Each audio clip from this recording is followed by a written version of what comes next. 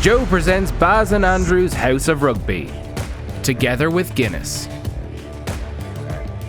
Hello, welcome to episode 2 of Baz and Andrew's House of Rugby here on Joe, together with Guinness.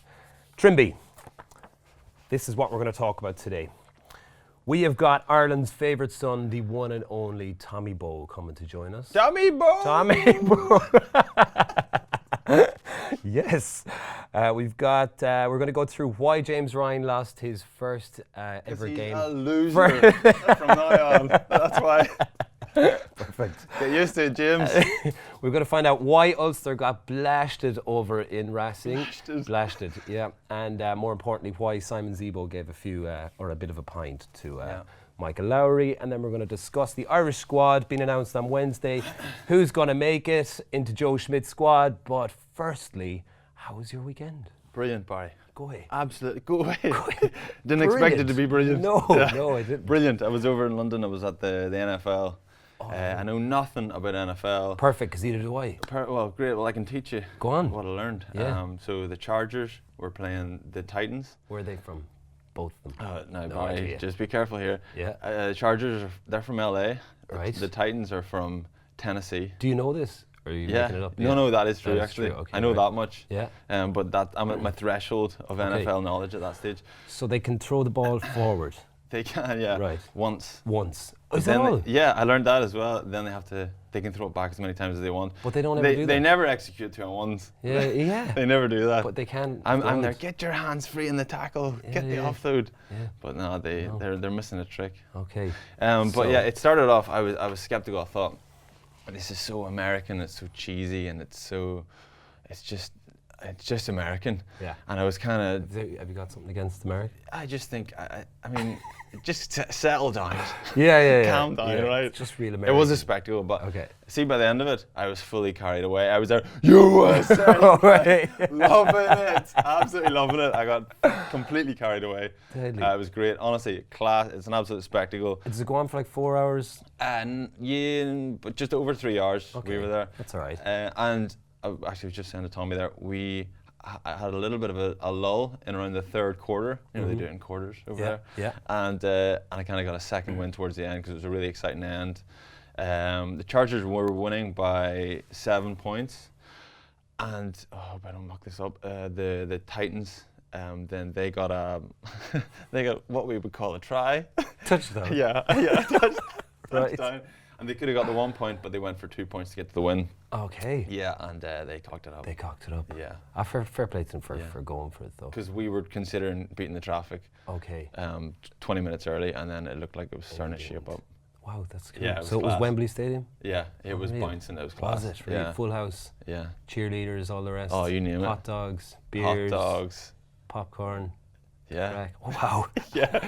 Maltesers. Wow. I was in London as well, actually, yesterday. Oh. But yeah, we had a gig You there. were gigging? Yeah. I'm in a Yeah, band. they're so alt. We were touring over there, so it was trying to cram in playing music and watching rugby over the weekend. You had a couple of gigs at the weekend, did you? We did. We'd won in Liverpool on Friday night, and we had one on Saturday. So, and I met a lot of people who have been talking about the show at those gigs. A lot of Our positive show. feedback. Yeah, which was cool. Uh-huh. A lot of people, so big shout out to anyone in We're Liverpool. bringing and people London. together, aren't we? Yeah. And like not just Irish people, a lot of English people over there talking about it as well. So yeah, big A shout out lot to of English them. people boycotting the English equivalent Yeah. and listen to ours. Rightly so. Yeah. Too right. Yeah. Anyway, rugby. Big talking moment from the weekend has to be Danny Cipriani getting a red card against Munster. What's your takes on that? Straight up. Definite red. Do you reckon, yeah? Yeah, do you not think so? I don't know. I'm a little bit. I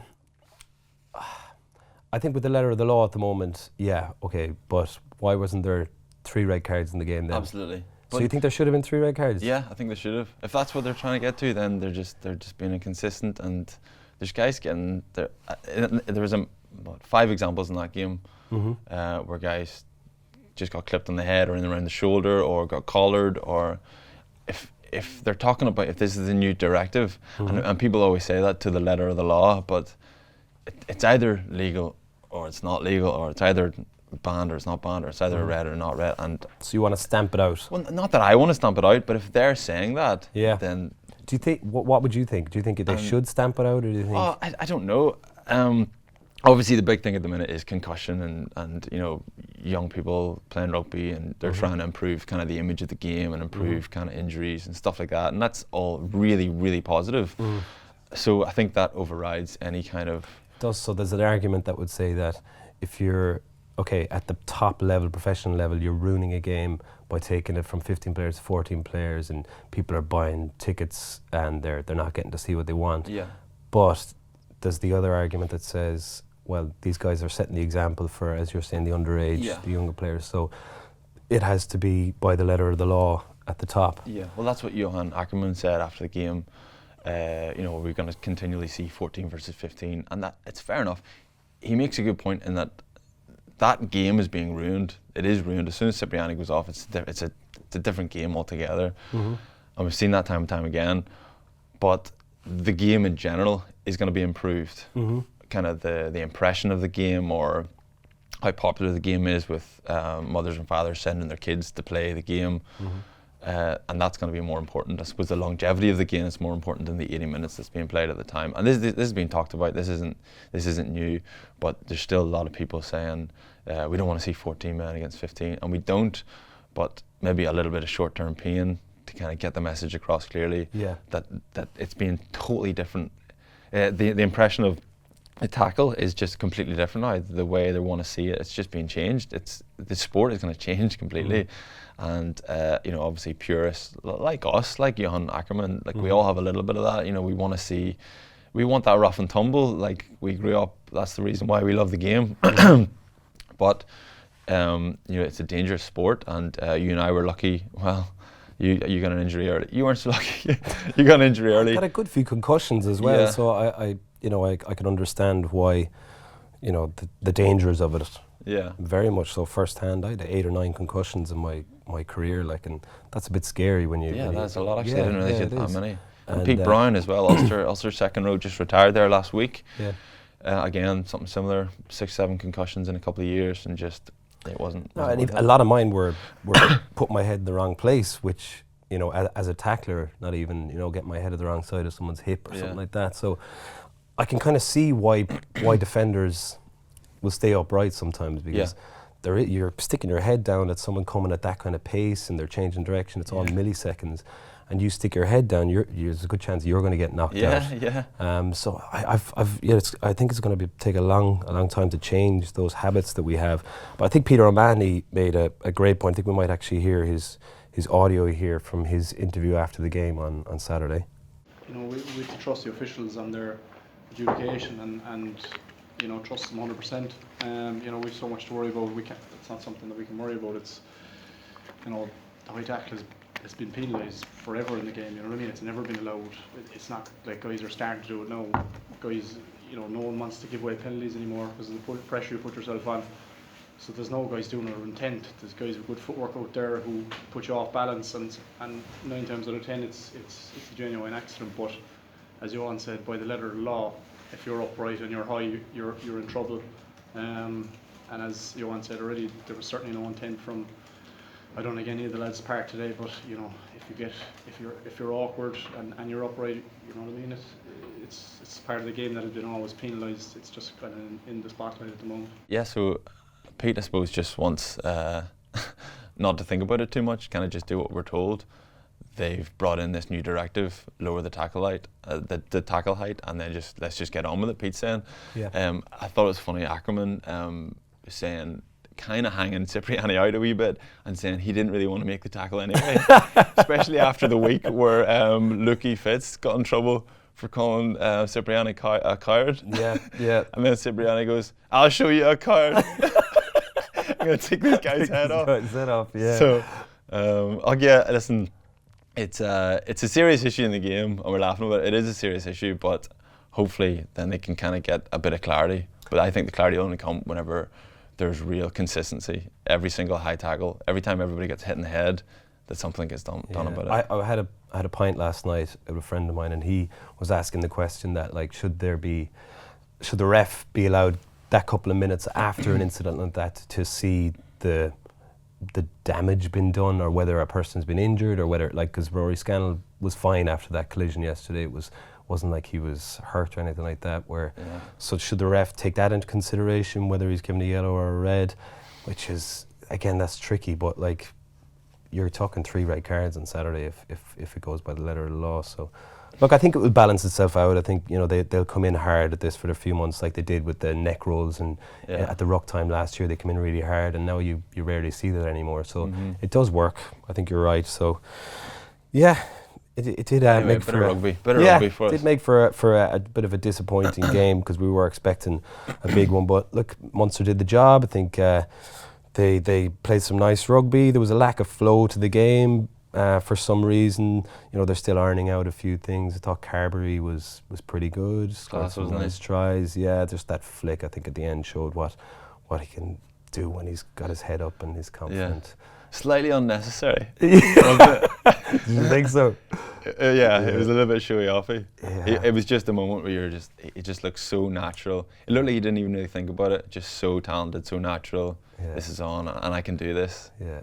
Talented boy, isn't he? He is. No, I was I was impressed, and I think Tadhg Beirne again was standout for me for Munster in attack, like footwork in collisions, and just his general energy and ability to play. But then, you know, turning over 3 balls in the first 20 minutes and being a general pest at breakdown and stuff.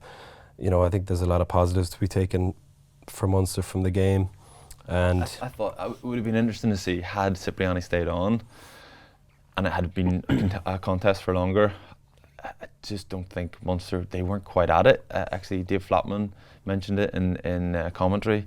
He said he expected big European game, big English side over at Thomond. He expected Munster to bring the fire, and I don't think they quite brought what you would expect of them in a big European game like that. I think Van Graan kind of touched on that a little bit. He said, we're happy with the 5 points, but there's a lot to work on. Yeah, for sure. No, like, again, going back to what we were talking about last week about Munster playing a little bit more of an expansive game, they've, you know, if we look at how teams are scoring tries at the moment, it's with that backdoor pass off a forward, out the back door to a back, or maybe off a 10 out the back door, and that's how teams are scoring. And most teams, when they score those tries, they're throwing that pass 6-7 times out of 10, rather than just to tip on and crash it up. Whereas Munster, I think, are only throwing that pass 2 times out of 10 at the moment. It's a lack of confidence or a lack of belief that they can do it, and I think that's where they need to make the changes if they want to put like what you're saying, to put a performance like that in that'll put teams away and be able to challenge against Leinster and Racing and, let's say, Toulouse. So we're going into the Pro 14 this weekend. I think I'd like to see them do that a little bit more and use that play and try and be a little bit more expansive. But Joey Carby, I think he's kind of the bolter for me at the moment, and I'd like to see him get a bit of a shout for Joe Schmidt this week or in the coming weeks and get a start against Argentina. You know, I'd say he'd probably get involved somewhere anyway. Mike Healy went well. Darren Sweetenham, I thought, went well. Conway's still in the mix in terms of backs anyway as well. But yeah, they just, I suppose they just did what they had to do in that game, really, and got across the line. Anyway, Leinster. So what was your opening line there? Losers. Against Toulouse. It was a bit of a... I get carried away. You did, I think. What a cracking match. It was unbelievable. Like, such rugby. Did you miss it? You were at the NFL. I saw bits of it. Yeah, it had everything. They were. It was just 2 sides at the best going at it. It looked like old school Toulouse, didn't it? It looked like proper, like a real throwback to the Jean Heymans, Vincent Clerc, these guys just playing with heads up and just loving playing rugby and taking people on with footwork, and it looked class. It looked, as a neutral, I suppose, it was nice to see, you know, French like Toulouse getting back to where they should be. As I suppose, not very patriotic of me, I suppose, but it's nice to see that. Yeah, well, I think everyone's been asking for the last couple of weeks how is any team going to beat Leinster, and like, will any team be able to beat Leinster and so on, which is fair enough because they've been playing unbelievable. I think Toulouse showed us what it takes to beat Leinster, and that's, you got to play with flair. You got to play them at their own game, go at them and make it a battle up front. Yeah.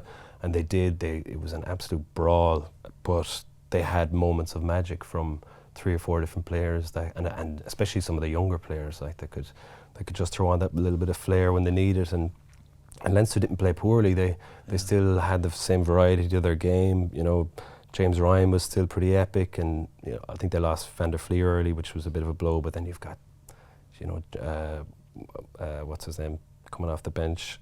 Sean O'Brien coming off the bench, playing pretty well. Any high fives from James Lowe? No, I think it was a different kind of game because it was such a battle. Yeah. I think he was, like, the hair came down at one stage for a couple of minutes. I think he might have lost his go-go. His go-go, he lost his little thing. So it was like, he's like that moment when you lose your gum shield and you start panicking. Like, I think it was like that for his go-go. But it was a thrilling game, and it's going to blow that whole group wide open. So I don't think it'll make any difference from a Leinster perspective. Yeah, you think so? No, I think they'll get 10 points back to back, Bath home and away. Yeah, and then it'll come down to they'll beat Toulouse at home then at the end of the. Yeah. I don't know if they play them in round 5 or round 6. Yeah, we'll see, man. Yeah. Interesting. Anyway, we'll move on to Ulster and Simon Zebo's apologies later on. But first of all, we've got one of Ireland's favourite sons, Mr. Tommy Bowe. So we had one legend of Irish rugby last week in Ronan O'Gara, and now this week we're joined by another legend of Irish rugby, Mr. Tommy Bowe. How are you? I'm very well, man. How are you? Very good, thank you. Yeah, great to be on the Baz and Andrew. Yeah. Oh, Baz and Trimby, no? We did experiment with Baz and Trimby, Okay. Baz and Trims, and then they decided. Andrew. It's my wife and my mom are the only people call me Andrew, and all the listeners. Oh yeah. Andrew's House of Pain, though. That's what it should be, the sequel. Yeah, no, fair enough. You're going to break off on your own. What? No. He meant, all right, Barry, don't let him drive a wedge, Barry. It's us against him. Oh yeah, okay, yeah. Don't be ganging up on me here now. So Tommy, you're busy. You've loads going on. Yeah, I have a lot going on at the minute. The Rugby Rising thing going on in Dublin next week. You've got your Air Sport gig. You've got your clothing range, which you were very sounding to bring us in some freebies, 15 Kings. 15 Kings gear. 15 Kings I had to bring in the sleeveless gilet for Trimby's long arms because he doesn't generally fit in any other gear. Oh, man, you're a listener. You're an avid listener. Oh, I'm a listener, all right. Well, I know about those long arms. I've known about them for a long time. Yeah. But so brought in a few freebies for you lads, and busy, very busy. The Air Sport is going brilliantly. Really enjoying that. A really amazing challenge for me to be hosting the Rugby Pro 14, keep me involved in watching a lot of rugby, and really enjoying that. Yeah, live television, as you boys know, is not easy. Mm-hmm. And then Rugby Rising, which is a schools rugby festival, which we've set up, myself and Louis Ludick from Ulster, Trimby knows well, where we're trying to get, it's happening next week on the half-term break in Energia Park, Donnybrook. Games Monday, Wednesday and Friday, where we want schools from all over the country to come and play against each other in a kind of a festival-style atmosphere, kind of like. We want to build it to be like a Dubai Sevens where there's music and fun. Probably no alcohol. I play music if you need a band. Yes, exactly. Yeah. Give us a shout. Next week, free. Absolutely. Let's get you on board. No. I mean, you're actually roped in now. Thanks. Yep. Absolutely. Yeah. So lots to keep me busy, which is great. Cool. Good man, Tommy. Robert Balakoom, an Ulster winger, tearing it up on the 7 circuit. Aaron Sexton became the 14th fastest man in Ireland as a 17-year-old. Did we retire at the perfect time? I think we retired. Did we just time it perfectly? And these new laws have come in as well, Trimby, because you wouldn't be able to tackle anyone anymore either. Your red cards everywhere. So I've never had a red card. Huh? I've never been cited, never had a red card. You got cited, didn't cited. you? How have I been cited who never made a tackle in my career? And you go around busting boys. What were you cited for? A tip tackle, of all things. I actually think I tried to get out of his way. He tripped over me, landed on his shoulder, and I got cited for it. Yeah. It was against Zebra as well. Right. I don't even think there's any cameras there. They had no footage on it. Right. It's just word of mouth. Yeah. I swear. It was really bad. I swear it was so bad. It was me. But yeah, I got cited for that. But yeah, I got no ban for it. Okay. Oh, you've done it all, Tommy, haven't you? Grand slams, sightings, you name it. Tell you what, yeah. Sang on O'Connell Street. I've never done a drop goal though. That's one, and never captained a team. Can you believe that? I mean, you stole the captaincy like straight in there. Yeah. Captain of Ulster. We did run a campaign. Yeah, we to did. make you captain at one stage, did we not? Yeah. We got T-shirts printed and all. No way. Do you remember like the vote Pedro for Napoleon Dynamite? We were going for Tommy. Vote Bowe instead of Bestie. Yeah, I was going to be his campaign manager. You were my campaign manager. Yeah, well, it never really got up and running though. Because you jumped ship. He went on Bestie's side. Bestie was a better option, to be fair. Yeah, he was. I could have been Ireland captain now. So it was in around the time Simon Best was moving on, and then it was Rory and Tommy. So we had this a campaign slogan and all: the Bowe way is better than the best way. I mean, listen, how would you not vote for me? Yeah, and then when your campaign manager literally printing out T-shirts the whole lot, jump ship, you're kind of. I thought it was going to be a bit of crack though, Tommy. I didn't think you were serious. Oh, I'm still pretty gutted about it. I mean, I'm bringing it up. How many years later is it? Yeah. Anyway, good times. So, how are you enjoying retirement? Do you miss playing? I don't miss it. I think I'm enjoying watching it. I think with Ayr being able to be pitch side and get to actually experience the atmosphere. So, for instance, the Leinster Munster match a few weeks ago in the Aviva, to be pitch side, to feel the adrenaline of it. And also it's live television, so it's a new type of adrenaline rush for me. And I'm enjoying kind of what's going on at the minute. I miss the buzz of scoring a try or running out onto the pitch in those big games. But I think for me, I was very fortunate. I kind of made my decision a year out that this was going to be my last year. I played a couple of games last year and enjoyed it, but I realised that exactly with Aaron Sexton, with Jacob Stockdale, you name it, these amount of young guys coming through, my time was done.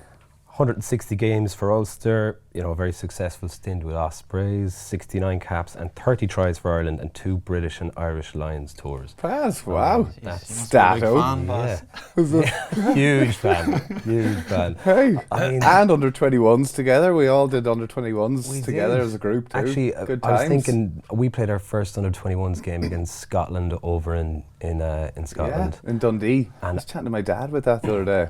I think we beat them about 9-6 or something like that. I took my sorry, first, Ruin, my one and I wasn't there. Oh, you weren't? I wasn't sorry. There, But you came in at some stage. Yeah, you're there eventually. Yeah. I took my one and only drop goal was in that match in my entire career. No way. Yeah, it just I think Did you get it? No, I literally hit the corner flag. It didn't go into touch, but it went. But you attempted I did. it. I wish I attempted one. I got tackled and I think I hurt my leg and the game moved on, and then I stood up and I was directly behind the ruck, and I think it was Conor O'Loughlin was our scrum half, and he just looked up and looked at me, and I was like, no. He thought you'd strategically put yourself there. No. And he zipped this pass back to me, and I could see it in his eyes. He was like, go on, have a pop. And I should have thrown it to me. I was behind you. I was dying for a drop goal. I just closed my eyes and hacked at it, and it hit the corner flag and kind of dribbled out. But so that was. At least you give it a go, Barry. Yeah. You've never had a drop goal from me, surely? No, not in school. What do you mean, surely? Surely. What do you mean, surely? I mean, come on. To be fair, I couldn't agree more. I mean, never did in school or nothing. Did you not? No. Yeah. Well, with all those achievements that you've had, could you pick out anything out of that you would say would be your standout? Your fondest memory or achievement? Memories wise, to play for so many years. Yeah, of course, I have some great memories. Trimble mentioned the Grand Slam, incredible. The Lions, incredible. But you know, that game in Dundee that you mentioned there, that was my first ever time playing for Ireland. I didn't play Ireland schools, Ireland or 19s, anything. I kind of came a little bit from nowhere. So my dream was always to represent Ireland at the top level. So my first game for Ireland against the USA in the old Lansdowne Road, just in terms of a moment for my family and everything, I think it's still the one game that I look back that, you know, was the biggest one. And you know, I got messages come from Monaghan as well. You know, rugby isn't, you know, I grew up, it's Gaelic football, so it was always a dream. And for that to kind of happen, that was kind of the one moment that really still stands out in my mind.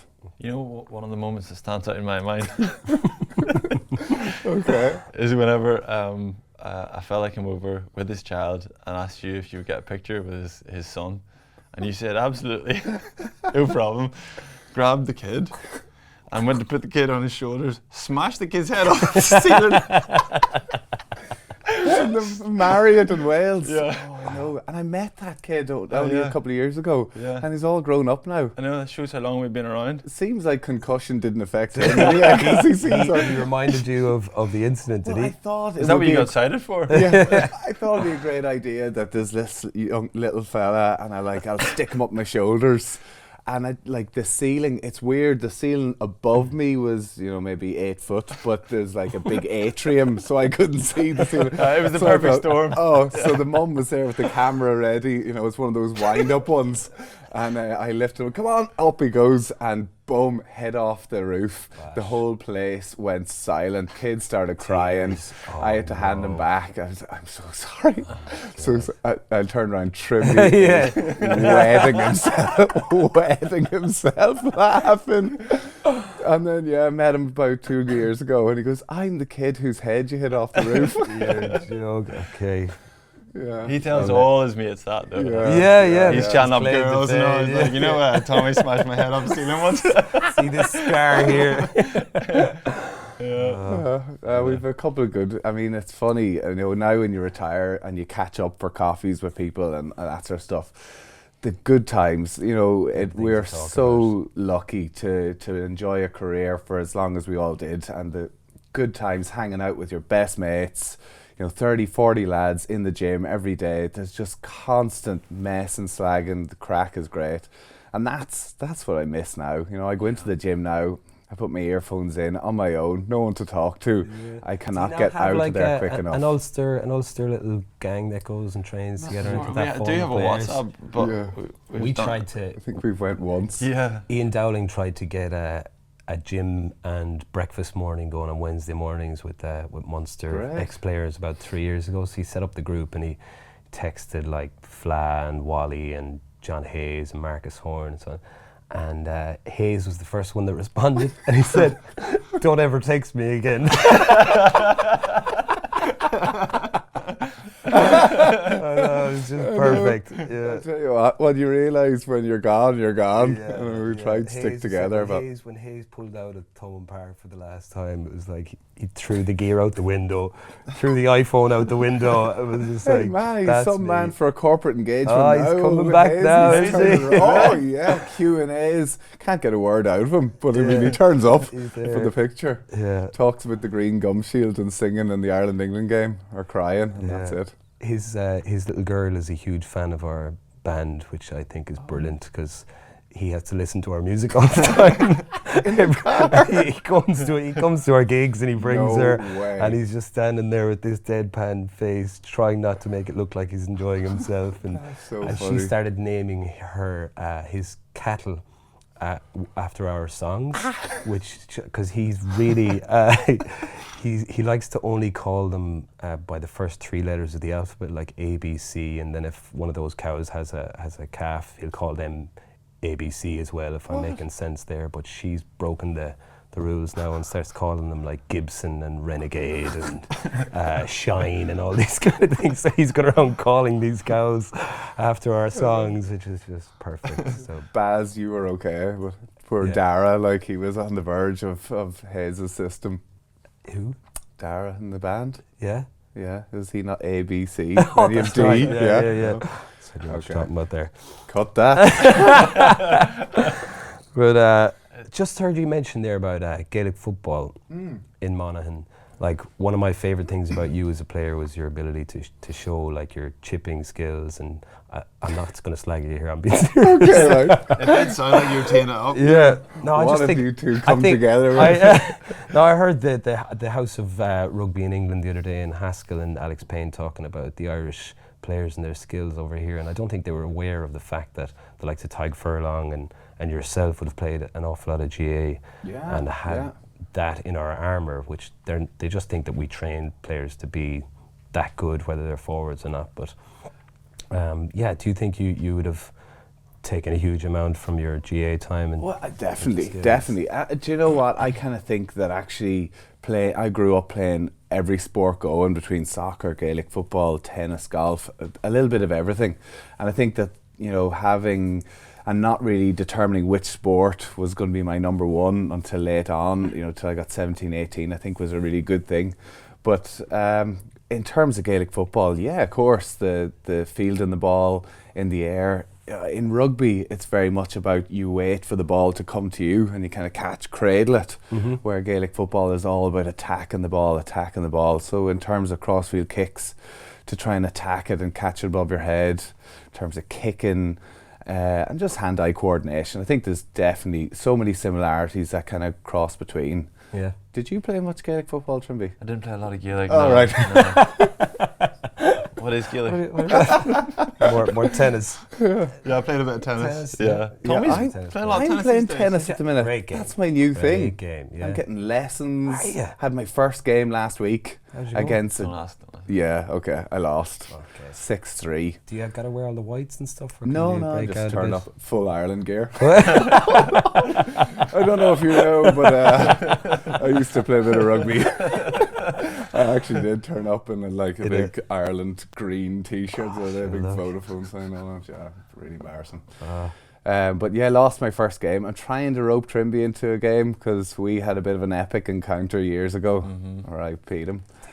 No, hold You on. were a tennis player? No, he didn't. We can't really remember the score. No, I do. I don't know. It was 6-3 or 2 to me. Well, I think let's not go back. We're going to do it again, and you Really? can join. We I'd love could do doubles. Doubles, or I'll just be an umpire because I'm quite shy at tennis. Like, It'd be a bit of crack. yeah. But yeah, I'm enjoying a bit of tennis. Something different, competitive, and totally away from rugby. Would you ever think of going back into coaching? No. Coaching, it's never really appealed to me. Maybe at an underage level, but I mean, I loved playing rugby, loved the matches, hated training. Okay. I mean, when the rain and the wind is coming down, you're in full waterproofs. It wasn't really my cup of tea. So the thought of now having to stand on the side of the pitch and watch other people train in that wind and rain, not for me. Okay. I think I prefer to watch it and from Talk on my about it. TV and talk Yeah. about it. Yeah. So no, I think I'd love to be able to maybe give back a bit of knowledge and experience and stuff that I've had over the years, but certainly coaching at the minute is not something that really appeals to me. We're having an absolute blinder at the minute anyway. I think a lot of the feedback's been really good for air sport, and it's like you're an air traffic controller. There's about 10 conversations going on in your ears, and you're doing really, really well. I think a lot of people have an appreciation of how hard it is, and so they're saying kind of... It's crazy. It is crazy. Yeah. I never realised how insane what goes on, and I see these people. You know, Bill O'Hurley, I grew up watching them, and RTE, like watching these guys, they look so calm, as if we're just having a normal conversation. But between things going wrong behind the scenes, camera angles not coming in right, or footage from a match over in Italy or Scotland, and it's all just these earpieces. So I ask you a question, and I don't even probably listen to a word you say because literally So there's much going on in your 5 head. people in my ear. I mean, Really? there's 2 directors, 2 producers, sound guy, and they're all talking about what's going on in the background, who's coming up next. No, we're not doing that. What's the next question? And I'm kind of going, Donegal let you down, didn't they? When Oh, you needed him Dunners. most. Dunners is out to get me. Is he? Yeah, he is sinking me every week. Like one time on the very first show, now I wasn't feeling too comfortable at this stage anyway, but they said, right, listen, come off the break, we've 40 seconds, quick answer, and then we'll throw to the match. So I was like, right, guys, listen, 40 seconds, because they don't have the earpiece in, or they're not hearing. So 40 seconds, quick answer, don't talk for too long or else I'll have to cut you off. So I said, Donncha, right, what do you expect? And Munster, can they do the job? I said, yeah, I think Munster can do it. Went to Luke. What do you think, Luke? And I could see then at this stage Dunners had completely switched off. He was looking around, he'd pretty much got his phone out, was texting, and all of a sudden it came in through my ear going, we've no footage yet, keep it going, you have another few minutes. So I went back to Donncha then after Luke and said, what do you think, Donncha? And he goes, what he just said. and then I was stumped. I had no more questions left. So like it was a complete awkward moment. And actually you were the first man who picked up on it. So I see you messed up there when you didn't know how to pick up the I see Donncha messed up. Just whenever you needed him most, he left you hanging. Yeah, what he said. But they throw me in the deep end, which is brilliant, because that's where you learn. We'll get Donncha on the show and get his side of the story. Exactly. He's a character. I just try and keep a straight face with him because it's hard. Yeah. Tommy, you're an absolute legend. Thanks a lot for coming on the show. Thanks for having me, lads. Cheers. Brilliant, man. Cheers. Come to Rugby Rising. Absolutely. Yeah. Now, Sports Joe's Pat McCarry, or producer Pat, has joined us on the couch for Two Producers and a Catholic. Or there's two producers and two Catholics this week. There we go. Trimby just made the point that this could be our doubles tennis match. Could be, the two producers. What do you like, Pat?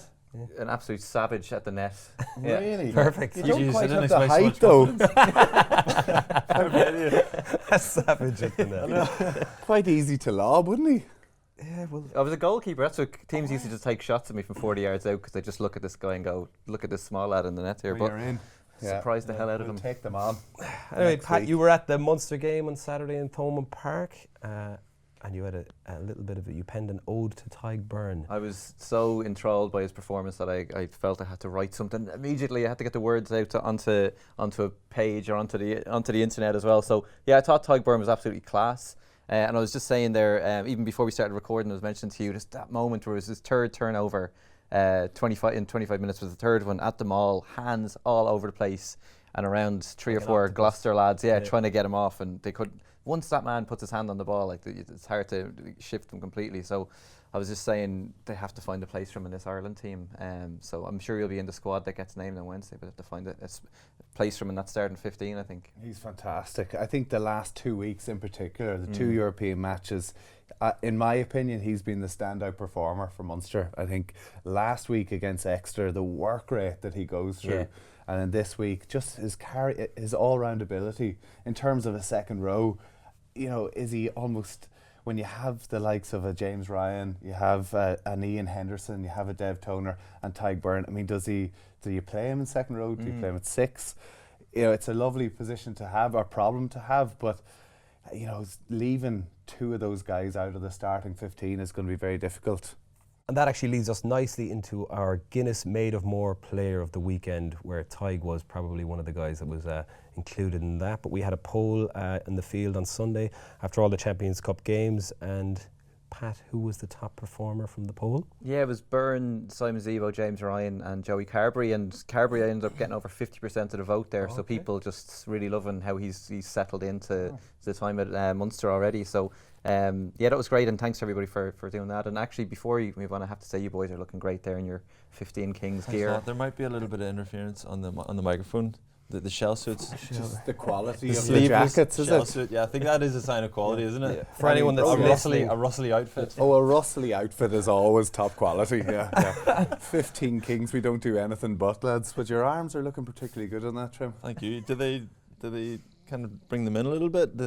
Or do they just exacerbate the I think issue? you should take the t-shirt off and just wear it as a sleeveless puffer. I think that's the way it was Yeah, designed. Tommy, absolutely. can you get in touch with the manufacturers and find out exactly? Is there supposed to be a layer underneath? Well, I mean, it depends what you want to do. I think with, you know, those massive arms, It'd be a go shame. with Yeah. the t-shirt I'm off. sure there's a lot of people listening at home that have no idea what we're talking about. Just so a gilet, we're sleeveless both jacket. wearing 15 Kings jackets that Tommy was sound enough to bring in, which I I think any time we have a guest on the show now, they have to bring us in some sort of. Did clothing. O'Gara bring in something last week? No, he didn't. What? Absolutely not. He probably took some stuff from here, actually. I think there was more couches on this, or pillows on this couch last week. You can get Earlsy in next week and he can bring in some cans of beans. Oh, there it is. Heinz beans, Keith Earls. There's war in Limerick because, in the north side of the city, it's mostly bachelor's beans.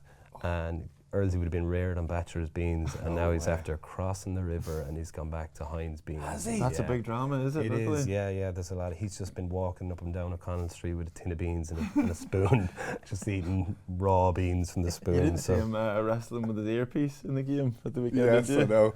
Struggling. I love that. Has he got like a John Hayes ear or something? Can he not get it in, or what's going on? I don't know if maybe they just started recording when it just wasn't quite right. He was struggling. And he was fiddling for a while. We're just talking beans now, lads. Okay, moving on. But what are the big incidents from the weekend that we've missed out on over the last hour? Well, I was just saying there's a lot of stuff to kind of talk about. Toulouse are in bits at the moment, lost again at the weekend. And then Christian Wade off to the NFL as well there. But the thing I kind of thought that really stood out was Simon Zebo when he got that try. I think they beat Ulster 44-12.